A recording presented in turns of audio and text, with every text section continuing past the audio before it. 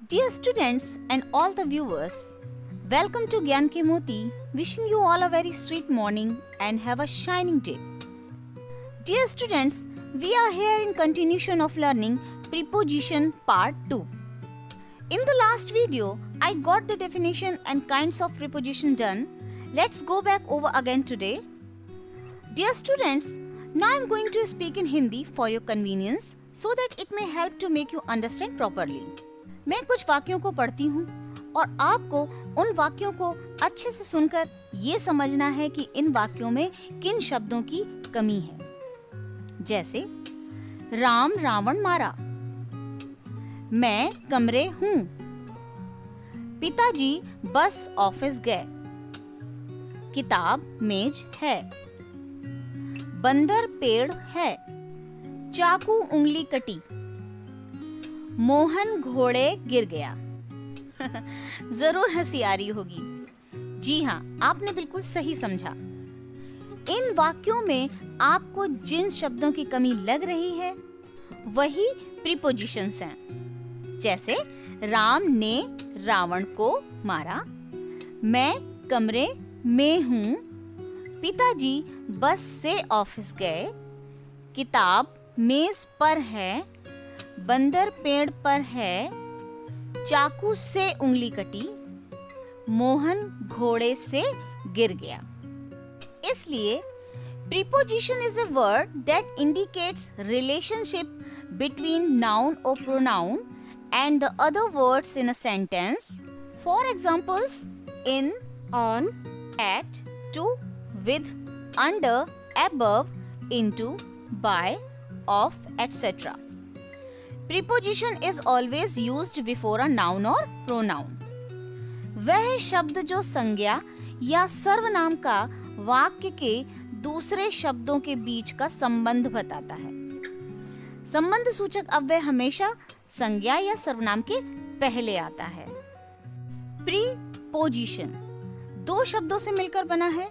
यहाँ पर प्री का अर्थ है पहले और पोजीशन का अर्थ है स्थान, अर्थात वह शब्द या फ्रेज जो किसी नाउन या प्रोनाउन के पहले प्रयोग किया जाता है। यह संबंध सूचक शब्द या फ्रेज होता है जो किसी वाक्य में उक्त नाउन या प्रोनाउन का संबंध किसी दूसरे शब्द से स्थापित करता है। सामान्यतः प्रीपोजिशंस बात करता है प्लेस, डायरेक्शन और टाइम पर। आज के वीडियो में हम चर्चा करेंगे प्रीपोजिशंस ऑफ प्लेस पर, जिसमें से मैं आपके लिए लेकर आई हूँ आज यूज ऑफ एट, ऑन और इन का। शुरू करते हैं एट से। At is used for a particular place with respect to a noun और pronoun, for a specific place और अ पॉइंट। किसी निश्चित स्थान या पॉइंट के लिए एट का प्रयोग किया जाता है। Dear students, it is also used for a precise time.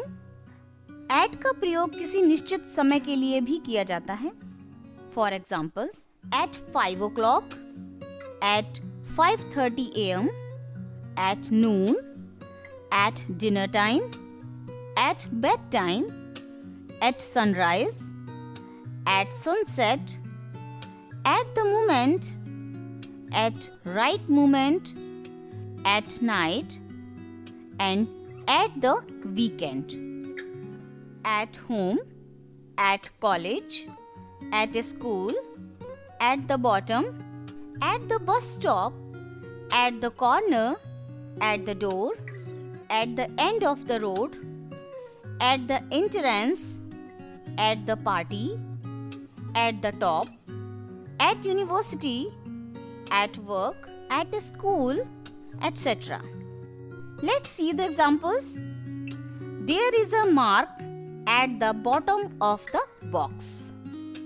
He is meeting her at the bus stop. He is at home.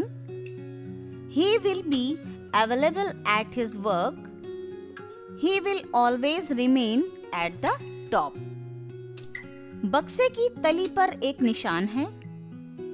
वो उसे बस स्टॉप पर मिल रहा है।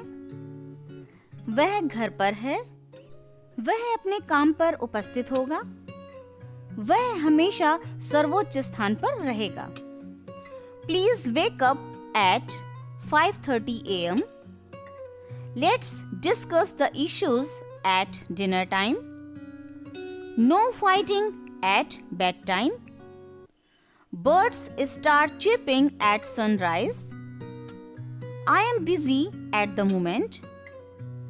You have come at the right moment. We shall go to Mumbai at the weekend. कृपया 5:30 बजे उठिए। चलो रात के खाने पर इन मुद्दों पर चर्चा करते हैं। सोते वक्त कोई झगड़ा नहीं। सूर्योदय के समय पक्षी चहचहाना शुरू करते हैं। इस समय मैं व्यस्त हूँ। तुम बिल्कुल सही मौके पर आए हो। हम सप्ताह के अंत में मुंबई जाएंगे। Now come to the use of on. On is used to be more specific as to the place of any noun or pronoun.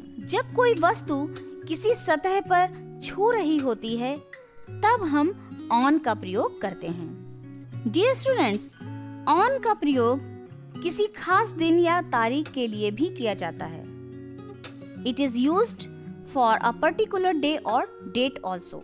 For examples, on a bicycle, on a motorbike, on a bus, on a horse, on a train, on public transport, on television, on radio, on the ceiling, on the door, on the floor, on the left, on the right, on the table, on the wall, on 4th November, on 27th September 2012, on Independence Day, on my birthday, on New Year's evening, on Sunday, on Tuesday morning, etc. Let's read the examples. We bought first computer on 4th November. We had come on 27th September 2012. We shall have holiday on the Independence Day. All had come on my birthday. He is getting married on New Year's evening. We shall reach India on Saturday morning. हम पहला computer 4 नवंबर को लाए थे। वह 27 सितंबर 2012 को आ चुका था। स्वतंत्रता दिवस को हमारा अवकाश होगा। मेरे जन्मदिन पर सभी आए थे। नए साल की शाम को वह शादी कर रहा है। शनिवार की सुबह हम भारत पहुंच जाएंगे। Now, use of in. In is used for a place having some boundary or enclosed area. ऐसा स्थान जिसकी किसी प्रकार की बाउंड्री हो। Dear students, in का प्रयोग दिन, महीने या साल के निश्चित समय के लिए भी होता है। It is used for a particular time of day or month or year. For examples, in a boat, in a box, in a car, in a lift, in a row, in a taxi, in Delhi, in my pocket, in the garden, in the kitchen, in the newspaper, in the sky, in the world. In 2012, in the next century, in the ice age, in the past, in the future, in April, in winter, in summer, in the morning, in the evening, in the afternoon. Let's have a look on the examples. We are going in a boat. Please keep everything in that box. Please do not go in lift for first floor. He has come in a taxi from Jaipur. The ticket is in my pocket. She is cooking in the kitchen. Detail of that incident is appearing in the newspaper. Kites are flying in the sky. There are no aliens in the world. हम एक नाव में जा रहे हैं। कृपया हर चीज इस बक्से में रखें। कृपया पहली मंजिल के लिए लिफ्ट में न जाएं। वह जयपुर से एक टैक्सी में आया है। टिकट मेरी जेब में है। वह रसोई में खाना पका रही है। उस घटना का ब्यौरा अखबार में दिख रहा है। आकाश में पतंगे उड़ रही हैं। संसार में एक भी एलियन नहीं है। We visited London in 2012. Ordinary people can also go to the moon in the next century. You should neither live in the past nor in the future. We shall celebrate the occasion in April. We should enjoy all games in winter. One should try to meditate in the morning. हम 2012 में London गए थे। अगली शताब्दी में सामान्य लोग भी चांद पर जा सकते हैं। तुम्हें ना तो भूतकाल में रहना चाहिए और ना भविष्य में।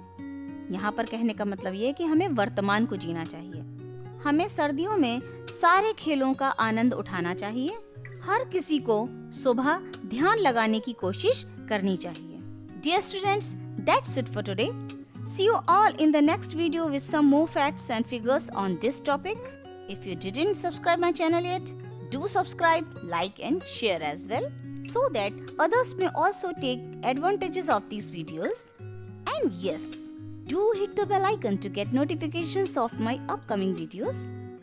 Till then, goodbye and keep taking good care of yourselves. Thank you.